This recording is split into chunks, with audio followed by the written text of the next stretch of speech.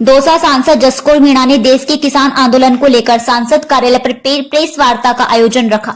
सांसद जसकौर मीणा ने प्रदेश प्रवक्ता पंकज मीणा के साथ प्रेस वार्ता में विपक्ष पर आरोप लगाया कि विपक्ष किसानों को सरकार के खिलाफ बरगलाने में लगा।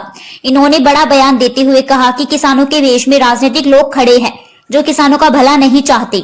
सांसद ने कहा कि केंद्र सरकार के तीनों कृषि बिल किसान हितैषी है। इस दौरान सांसद ने राजस्थान सरकार पर निशाना साधते हुए कहा कि वर्तमान सरकार के 2 वर्ष आमजन के लिए दुखदायी रहे हैं।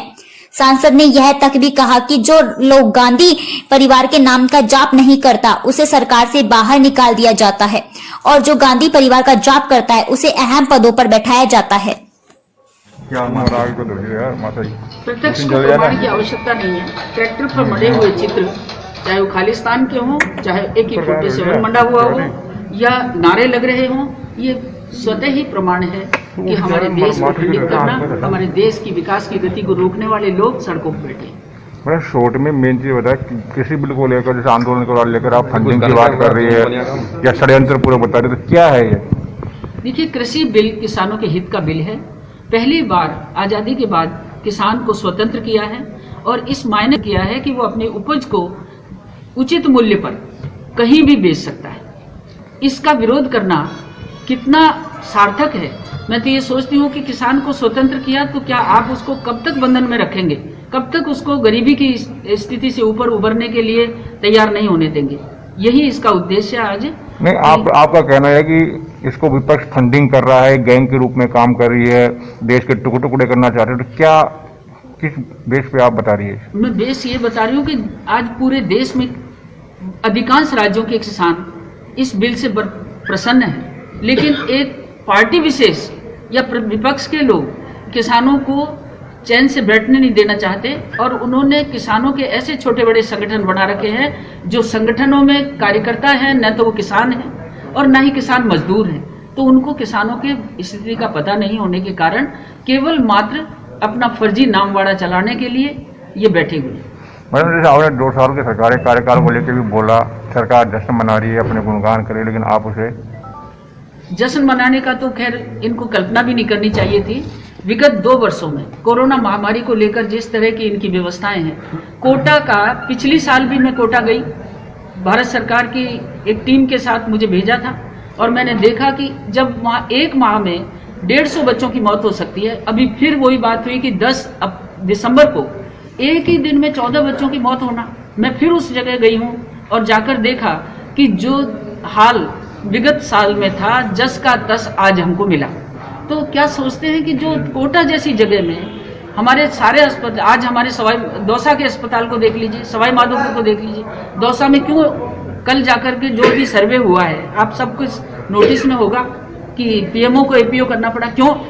इसका मतलब न तो वहाँ पूर्णतः स्टाफ है और ना प्रशिक्षित स्टाफ है। गरीब गांव के लोग सरकारी अस्पतालों में आते हैं, पैसे वाले लोग तो प्राइवेट में चले जाते हैं, लेकिन गरीब वहां आते हैं। उनकी क्या दुर्गति हो रही है? कैसे जश्न मना रहे हैं इस बात का कि जहां एक एक दिन में 14-14 बच्चे मर जाएं और उसके बाद इनको परवाह नहीं। यहाँ का स्वास्थ्य मंत्री ये बयान दे देता है कि वो बच्चा तो 3 बच्चे तो इसलिए मर गए कि मां का दूध उनके फेफड़ों में चला गया। अरे, प्रथम बार प्रसूता जब हॉस्पिटल में आई है गरीब घर की, तो उसको फीड करने का प्रशिक्षण भी दिया जाता है, लेकिन वहां कोई स्टाफ ही नहीं। तो ऐसी परिस्थिति में किसानों की ही नहीं, संपूर्ण देश में अपराधों की घटना दिन पर दिन बढ़ती जा रही है। भ्रष्टाचार के रोज इनके अधिकारी कर्मचारी पकड़े जा रहे हैं।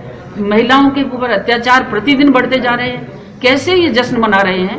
बल्कि इनको तो जश्न मनाने की बजाय त्याग पत्र दे देना चाहिए ताकि देश के प्रदेश में सुधार हो जाए। मुझे भी कई जगह बुलाया। आज वर्चुअल इनॉग्रेशन है साहब। किसका इनॉग्रेशन है? कोऑपरेटिव सोसाइटी के एक भवन का। किसका इनॉग्रेशन है? आज एक जीएसएस लगा है उसका।